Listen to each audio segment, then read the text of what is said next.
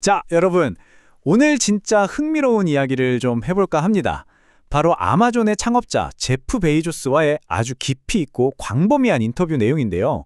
지방 정부에 낭비되는 예산 문제부터 요새 난리인 인공지능, 그리고 달에서의 제조까지 이 전혀 다른 이야기들이 대체 어떻게 하나로 연결되는지 지금부터 싹 다 파헤쳐 보겠습니다.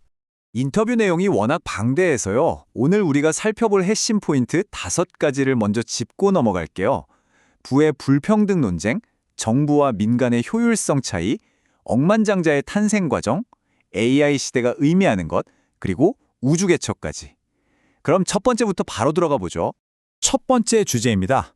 요즘 사회적으로 정말 뜨거운 이슈죠. 부의 불평등 논쟁입니다. 최근에 CNBC의 앵커 앤드류 로스 소킨이 블루 오리진 로켓 공장까지 직접 찾아가서 제프 베이조스랑 아주 긴 인터뷰를 했어요. 거기서 초고액 자산가들을 향한 대중의 차가운 시선에 대해 베이조스 면전에 대고 아주 직설적인 돌직구를 날렸죠. 소키는 알렉산드리아 오카시오 코르테스 하원 의원 같은 비판가들의 말을 그대로 인용했어요. 10억 달러라는 엄청난 돈은 단순히 개인의 노력만으로 벌 수 있는 게 아니다라는 거죠. 결국 시장 지배력을 남용하거나 꼼수를 부린 결과물이라는 시각인데요. 자, 정치적인 입장을 다 떠나서 베이조스는 이날선 비판에 뭐라고 답했을까요? 여기서 자연스럽게 두 번째 주제로 넘어갑니다. 정부 대 민간의 효율성에 대한 이야기입니다. 베이조스는 무조건 방어적으로 나오기보단 진짜 비효율의 원인은 다른 곳에 있다고 화살을 돌립니다. 여러분, 44,000달러, 이 숫자가 뭘 의미하는지 아시나요? 뉴욕시 교육 시스템이 학생 한 명당 쓰는 1년 예산입니다. 시카고나 LA 같은 다른 대도시보다 30%나 더 많은 돈을 쏟아붓고 있는데 그렇다고 교육 성과가 30%더 좋냐? 글쎄요, 전혀 그렇지 않다는 거죠. 베이조스가 여기서 아주 찰떡 같은 비유를 하나 드는데요. 만약 아마존의 배송 시스템을 뉴욕시 교육청처럼 운영한다면 어떻게 될까? 상상해보세요.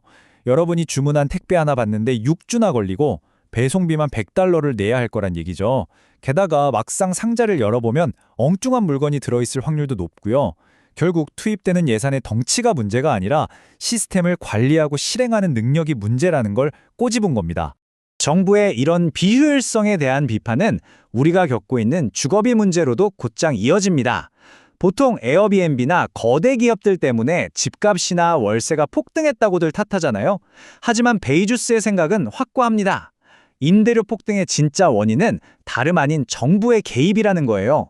정책적으로 수요에는 자꾸 보조금을 주면서 부추기는데 정작 구역을 지정하고 건축 허가를 대주는 규제로 공급은 꽉 막아버리니까 가격이 미친 듯이 뛸 수밖에 없다는 겁니다. 세 번째 주제입니다. 그럼 억만장자가 남의 부를 빼앗은 게 아니라면 도대체 어떻게 만들어지는 걸까요?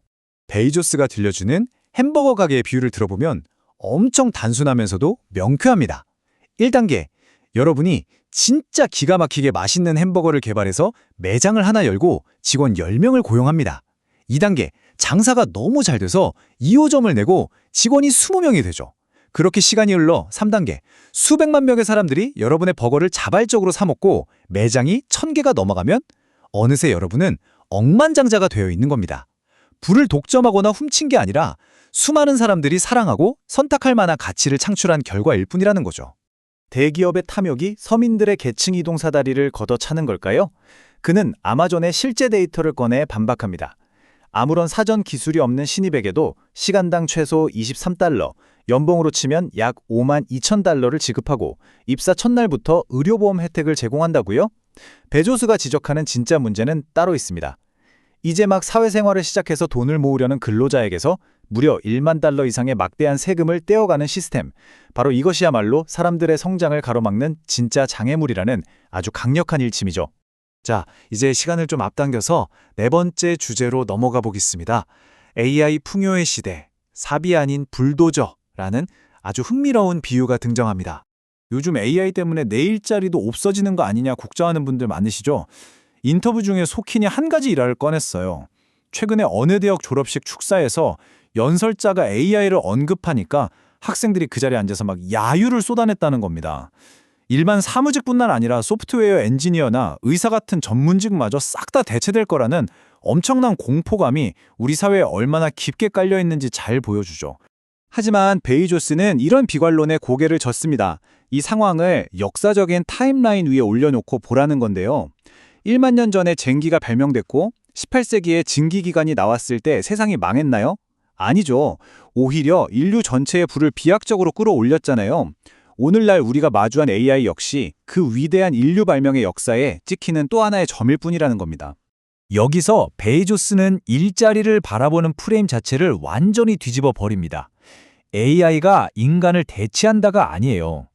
상상해보세요. 지금까지 땀을 뻘뻘 흘리면서 삽 하나 쥐고 지하실을 파던 사람에게 아직 강력한 불도저 열쇠를 넘겨주는 것과 같다는 겁니다. 도구가 기가 막히게 발전해서 개인의 능력이 극대화되는 거지 결국 그 불도저에 올라타서 방향을 정하고 문제를 해결하는 건 여전히 우리 인간의 몫이라는 뜻입니다. 그래서 우리가 섣부른 규제로 이 엄청난 불도저의 시동을 미리 꺼버리지만 않는다면 정말 놀라운 일들이 일어날 거라고 베이조스는 장담합니다.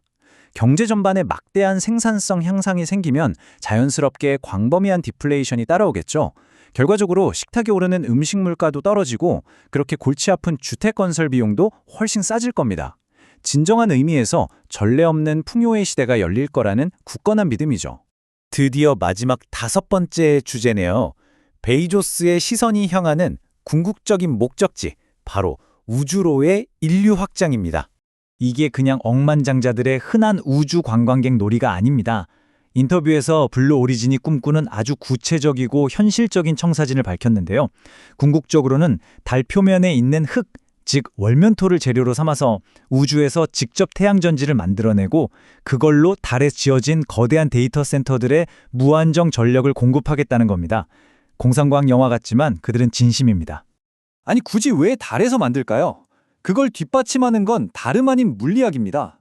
이 28이라는 숫자를 기억해 두세요. 지구에서 어떤 물건 1kg을 우주로 쏘아 올리는 것보다 중력이 훨씬 약한 달에서 들어올리는 게 에너지가 무려 28배나 적게 듭니다. 이 엄청난 효율성 차이가 바로 미래의 무거운 중공업과 제조업이 필연적으로 우주로 향해야만 하는 가장 과학적이고 명확한 이유인 거죠. 여기서 우리가 절대 오해하면 안 되는 핵심 철학이 하나 있습니다. 우주로 진출한다고 해서 오염된 지구를 버리고 도망가자는 게 절대 아니에요. 베이조스는 우리가 사는 지구를 생명력이 넘치는 정원행성이라고 부릅니다.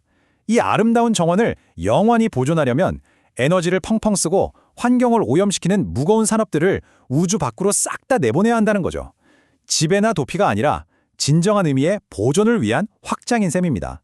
자, 오늘 우리는 세금 정책부터 혁신적인 AI 그리고 우주 저 너머의 원대한 개발에 이르기까지 제프 베이조스의 세계관을 아주 깊숙이 들여다봤습니다. 부와 진보를 바라보는 관점이 평소 우리가 듣던 것과는 사뭇 달라서 꽤 신선하게 다가오지 않으셨나요? 여기서 여러분께 마지막으로 질문을 하나 던지고 싶네요. 인류를 더 나은 미래로 이끄는 진짜 강력한 엔진은 과연 촘촘하고 세밀한 정부의 개입일까요? 아니면 민간 부문의 거침없는 발명과 혁신일까요? 정답은 없겠지만 오늘 하루 한 번쯤 깊이 생각해 볼 만한 화두인 것 같네요. 오늘 준비한 내용은 여기까지입니다. 함께 해주셔서 감사합니다.